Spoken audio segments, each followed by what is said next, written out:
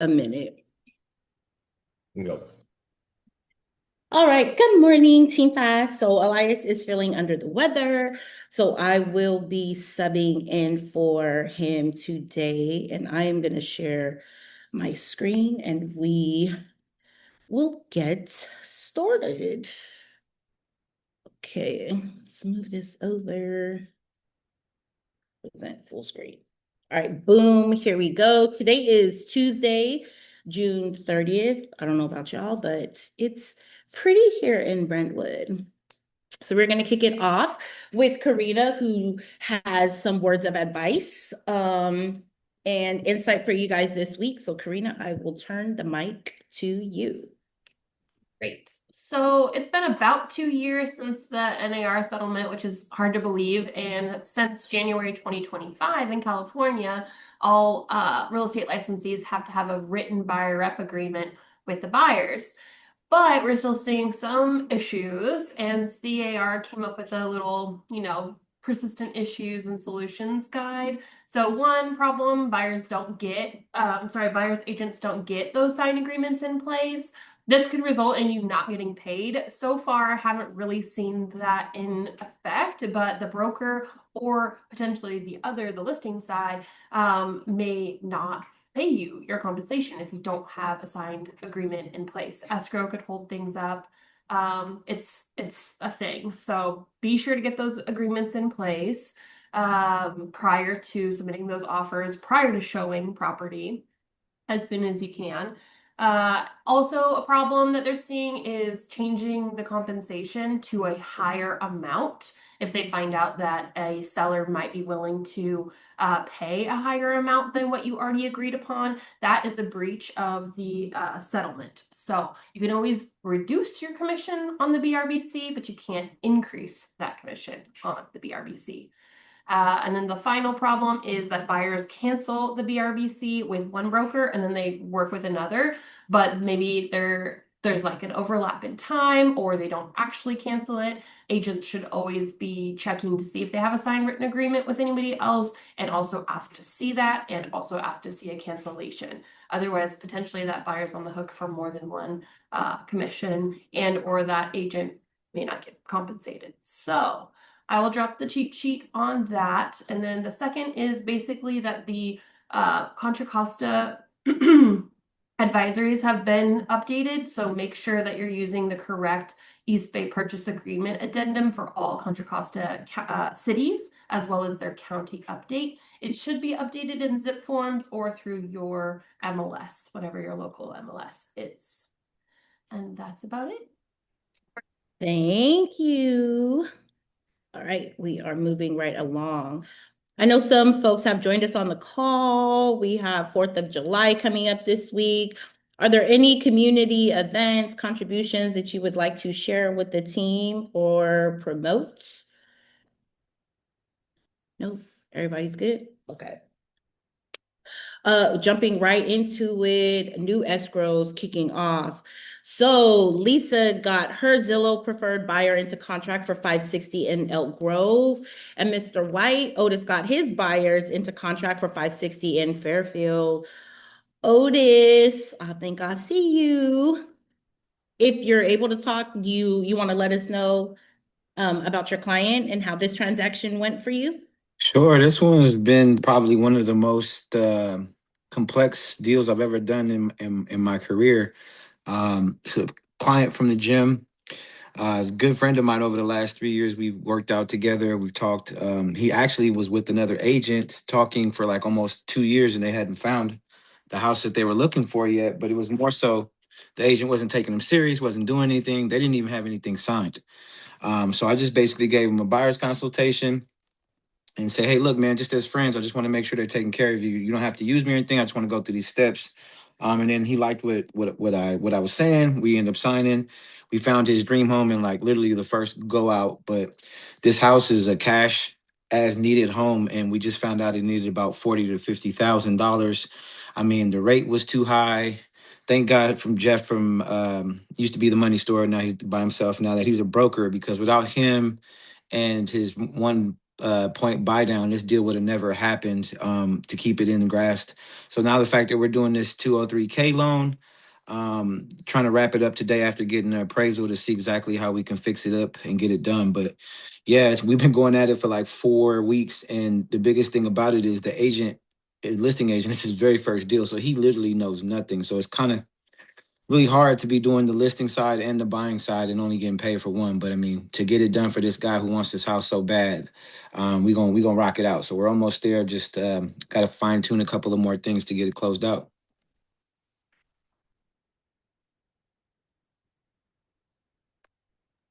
I'm sure if he cut. Sorry, guys. I'm like, see, I'm just gonna stay unmuted because I hate these buttons. But shout out to you, Otis, and your client for persevering. And then, sometimes we've seen that where you're gonna do a little bit of extra, but usually it's not for your own selfish reasons. It's to make sure that your client gets the best deal and that you see it through to the end. So again, congrats to you both. All right, let's see, moving right along. Next up on the deck, Kane got into contract in Vallejo for 615, as well as Aaron and Mishan got their Zillow preferred buyer into contract out in Sassoon for 664. I don't think either of these folks are online, but when you see these three, shout out to them. Great job for getting your clients into contract.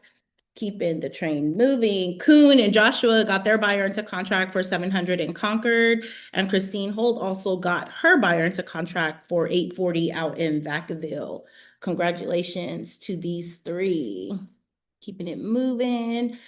Lisette got her preferred buyer into contract for $1,010,000 out in San Francisco, and Jay also got his client into contract in San Bruno.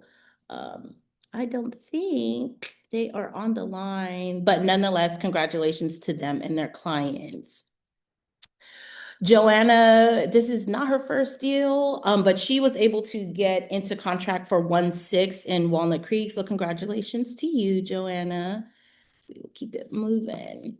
All right, sellers. Jen and Jeff got their listing sold for their seller connection client for 339 in Oakland, and Rebecca got her listing into contract for 402 in Stockton. Let me just see if la la la. Nope. All right. Congratulations to these three as well.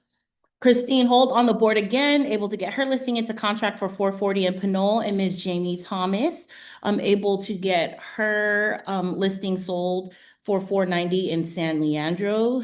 Kudos to these ladies.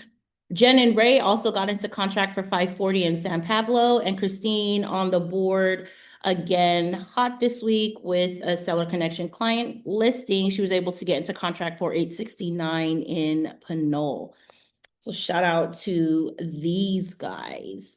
Jen and Kenny got into contract for 900 in Oakland, and Trinity rounding out the board for 1180 in San Francisco. Kenny, do you just want to share with the team how this transaction went for you and Jen? Yeah, this one took, I think, like almost 6 weekends of open houses to sell. It's a really interesting house across from Freeway on Monterey Boulevard. But we were able to luck out and find the right buyer for it. It took a while. This home has also exchanged hands, I think, like 4 or 5 times in the last like 6, 7 years, which is really interesting. Oh, wow. That's almost like an owner every year. Okay, cool. All right, let's see. All right, so concluding for last week, 17 new escrows added to the board for 12,779 in volume. Did you want to share anything or speak on where we are as of now for sales or what you're seeing in the market, Kenny?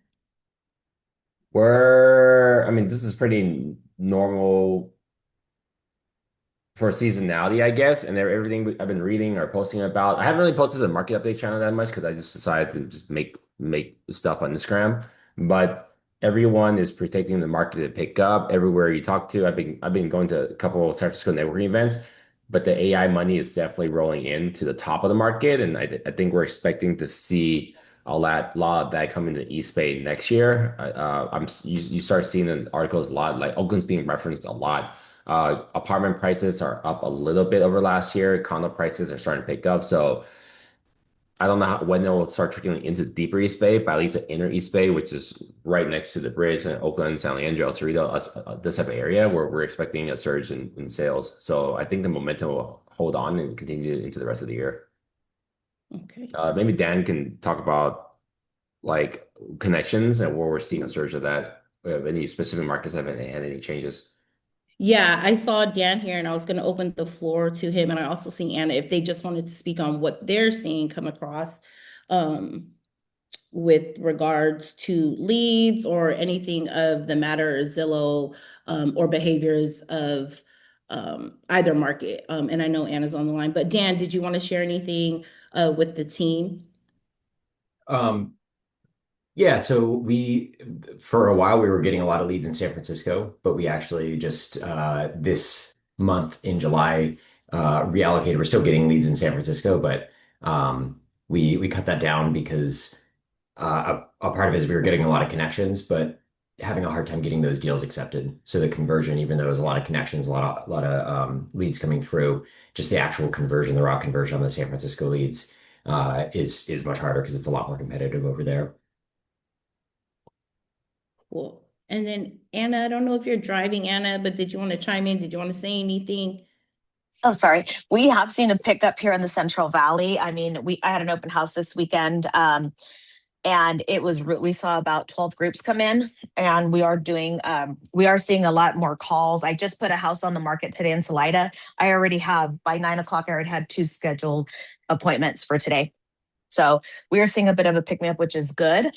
And as far as like Zillow and stuff, we are pretty busy. Sweet, sweet. So those are good things. Hopefully, you know, people are going to get jumped back in the market. Right? Good indicators, good indicators. Still early in the summer, still early in the summer. But are standings for last week.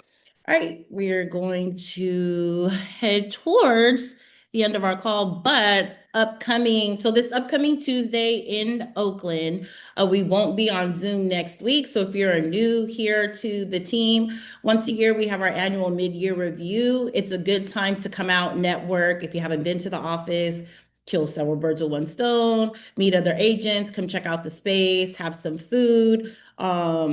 It's a short time, but a good time. But mid-year review, we're going to tap in and see where folks stand for the year as of June.